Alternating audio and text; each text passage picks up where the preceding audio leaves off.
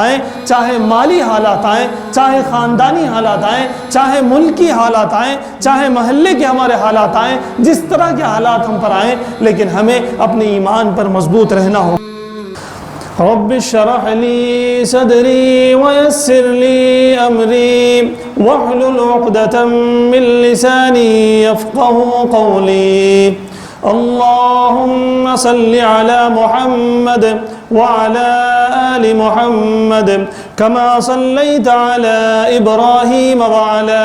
آل إبراهيم إنك حميد مجيد اللهم بارك على محمد وعلى آل محمد كما باركت على إبراهيم وعلى آل إبراهيم إنك حميد مجيد۔ میرے محترم بزرگوں اور نوجوان دوستوں، پچھلے جمعہ میں ہم لوگوں نے نبی پاک صلی اللہ علیہ وسلم کی سیرت مبارکہ سے شعب ابی طالب کا جو چیپٹر تھا، بائیکاٹ کا جو چیپٹر تھا، اس کو ہم نے جانا۔ آج کے خطاب میں انشاءاللہ سیرت مبارکہ کے ایک اس پہلو کو ہم جاننے کی کوشش کریں گے جس کو خود اللہ کے رسول صلی اللہ علیہ وسلم نے عام الحزن یعنی کہ غم کا سال کہا تھا۔ آپ حضرات جانتے ہیں کہ سن 7 نبوی سے 10 نبوی تک نبی پاک صلی اللہ علیہ وسلم کو اور صحابہ اکرام کو کفار مکہ نے شعب ابی طالب میں گویا کہ قید کر دیا تھا، بائیکاٹ کر دیا تھا ہر اعتبار سے۔ نہ کوئی آپ صلی اللہ علیہ وسلم سے اور صحابہ سے بات چیت کرتا، نہ کوئی شادی بیاہ کرتا، نہ کوئی کاروبار کرتا، ہر اعتبار سے بائیکاٹ تھا اللہ کے رسول کا اور ان کے ماننے والوں کا اور ان کے خاندان کا۔ آپ جانتے ہیں پچھلے جمعہ آپ نے جانا کہ معجزاتی طور پہ آپ صلی اللہ علیہ وسلم پر جو بائیکاٹ لگایا گیا تھا، جو پابندیاں لگائی گئی تھیں، ان کو ختم کر دیا گیا۔ کچھ نفوس تھے جو مطہر تھے، طاہر تھے، کفار کے اندر سے بھی بعض لوگ تھے جن کے نام بنام میں نے آپ حضرات کے سامنے گزشتہ بیان میں بیان کیا ہے۔ 5 افراد تیار ہو گئے اور انہوں نے اس معاہدے کو ختم کرنے کا ارادہ کیا اور انہوں نے کوشش کی۔ ادھر اللہ رب العزت نے اس معاہدے پر دیمک کو بھیجا اور دیمک نے اس کو کھا گیا اور معاہدہ بہرحال ختم ہو گیا۔ معاہدہ ختم ہونے کے چند مہینوں کے اندر حضرت ابو طالب کی طبیعت بہت زیادہ خراب ہو گئی، جس کی وجہ سے لگ یہ رہا تھا کہ اب تب حضرت ابو طالب کا انتقال ہوگا۔ ادھر حضرت ابو طالب بھی بہت بے چین تھے کہ اس بیماری میں شاید میری جان نکل جائے گی، اور ادھر آپ صلی اللہ علیہ وسلم بھی بے قرار تھے کہ شاید اب ساتھ حضرت ابو طالب کا اور ہمارا ختم ہونے والا ہے۔ ادھر کفار مکہ بہت خوش تھے، گویا کہ وہ اپنے آپ میں جو ہے مست تھے کہ ابو طالب جب اگر ختم ہوں گے تو محمد پر اور محمد کے ماننے والوں پر ظلم کرنا ہمارے لیے آسان ہوگا۔ یہ ان کے اندر پلاننگ چل رہے تھے۔ ادھر حضرت ابو طالب کی طبیعت بہت زیادہ خراب ہوتی چلی جا رہی تھی۔ ایک روایت میں یہ بات آتی ہے کہ حضرت ابو طالب نے ایک مرتبہ آپ صلی اللہ علیہ وسلم سے کہا کہ تم جس خدا کو مانتے ہو، جس خدا کو ماننے کے لیے کہتے ہو، اس کے ہاتھ میں شفا بھی ہے، اس کے ہاتھ میں موت بھی ہے، بیماری بھی ہے، تم دعا کیوں نہیں کرتے اس کے لیے، ہمارے لیے؟ آپ صلی اللہ علیہ وسلم نے دعا فرمائی۔ حضرت ابو طالب کی طبیعت ذرا سنبھلی، لیکن پھر اسی بیماری میں وہ آ گئے اور اتنے بیمار ہو گئے پتہ چلا کہ اب تب ان کا انتقال ہونے والا ہے۔ حضرت ابو طالب کے ارد گرد کفار مکہ کے جو سردار تھے وہ بھی بیٹھے ہوئے تھے، آپ صلی اللہ علیہ وسلم بھی بیٹھے ہوئے تھے۔ بخاری شریف کی یہ روایت ہے،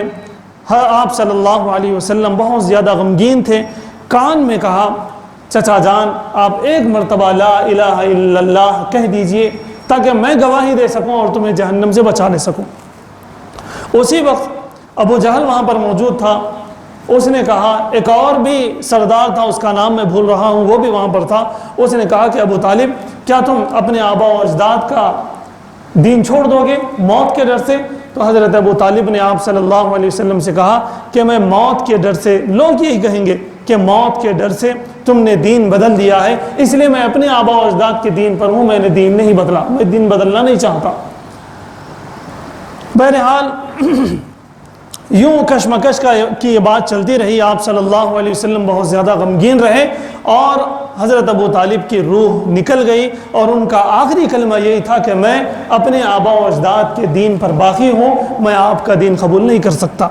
آپ صلی اللہ علیہ وسلم کو اس کا بہت غم رہا۔ بعد میں حضرت حمزہ رضی اللہ تعالیٰ عنہ نے آپ صلی اللہ علیہ وسلم سے دریافت کیا، یہ بھی روایت بخاری شریف میں موجود ہے، حضرت ابو طالب نے آپ پر اتنے احسانات کیے، دین اسلام کو فروغ دینے کی اتنی کوششیں کی، تو ان کے لیے تمہارا کیا رد عمل ہوگا، کیا وہاں پر قیامت کے دن ہوگا؟ تو آپ صلی اللہ علیہ وسلم نے بتایا کہ حضرت ابو طالب کو جہنم کے جو ہے بہت کمزور ترین جو طبقہ ہوگا، یعنی جہاں پر کم سے کم جہاں پر عذاب ہوگا وہاں پر ان کو ڈالا جائے گا، اتنا تو اللہ رب العزت ان کے ساتھ خیال کریں گے۔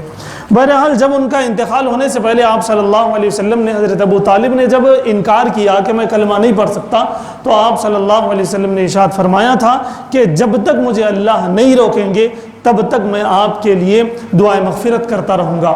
فوراً آیت نازل ہوئی، آپ صلی اللہ علیہ وسلم کو تنبیہ کی گئی کہ جن کا کفر ظاہر ہو چکا، جو اللہ کا انکار کر چکے، جو نبی کا انکار کر چکے، ان کے لیے آپ کو مغفرت طلب کرنے کی اجازت نہیں ہے۔ یہ آیت نازل ہو گئی اور آپ صلی اللہ علیہ وسلم خاموش ہو گئے۔ اور یہ بھی آیت نازل ہوئی اسی وقت کہ اِنَّكَ لَا تَهْدِي مَنْ أَحْبَبْتَ، اے اللہ کے رسول آپ سن لیجئے کہ جسے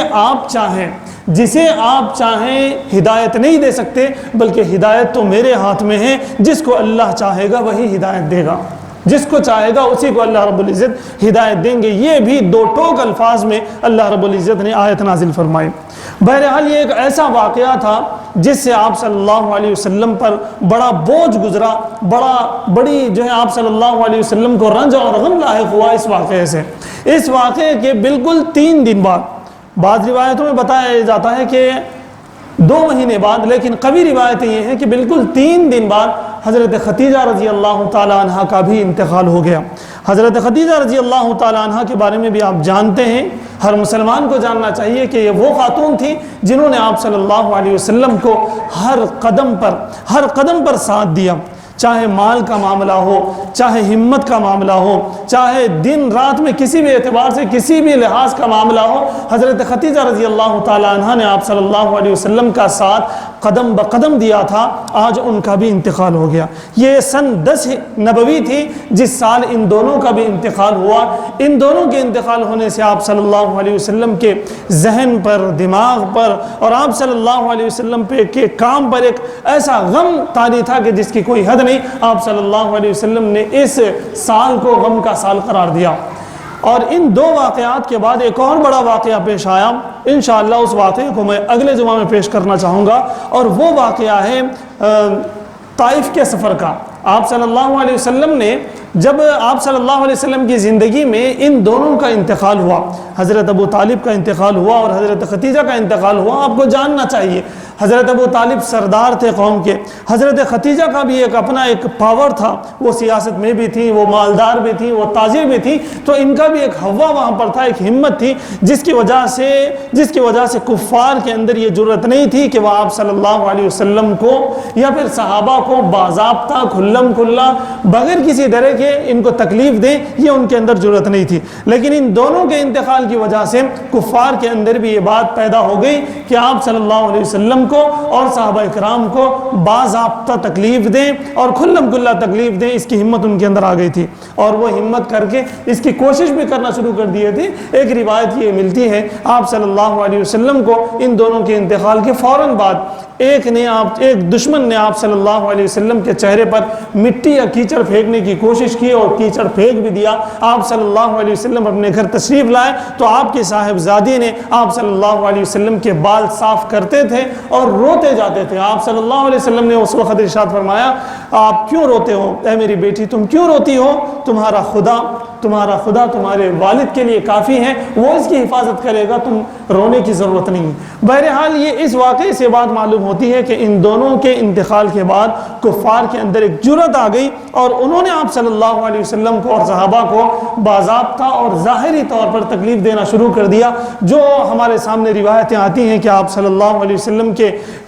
قدموں میں راستے میں کانٹے بچھا دیے گئے, وہ انہی واقعات کے بعد تھے. آپ صلی اللہ علیہ وسلم کے اوپر کچرا پھینکا گیا, اس کے بعد وہ واقعہ پیش آیا. آپ صلی اللہ علیہ وسلم کو گالیاں دی گئی, یہ بھی واقعہ ان واقعات کے بعد پیش آیا. یعنی کہ کئی طرح کے واقعات ایسے پیش آئے جن سے آپ صلی اللہ علیہ وسلم کا دل بہت زیادہ دل برداشت آپ صلی اللہ علیہ وسلم ہو گئے اور بہت زیادہ غمگین ہو گئے. اور اسی سال آپ صلی اللہ علیہ وسلم نے طائف کا سفر کیا, اور طائف کے سفر سے بھی آپ صلی اللہ علیہ وسلم نامراد لوٹے. طائف کے سفر میں کیا کچھ ہوا انشاءاللہ تفصیل سے میں اگلے جمعہ میں بیان کروں گا. بہرحال ان واقعات کی وجہ سے آپ صلی اللہ علیہ وسلم نے اس سال کو,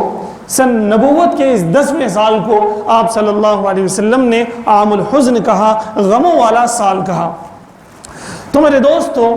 اس غموں والے سال کے آنے کے باوجود اتنے زیادہ آپ صلی اللہ علیہ وسلم پر اور صحابہ پر ظلم اور جبر ہونے کے باوجود صحابہ اکرام نے اور آپ صلی اللہ علیہ وسلم نے دین کی دعوت کا, دین کے پیغام کو پھیلانے کا جو کام تھا اس کام کو نہیں چھوڑا.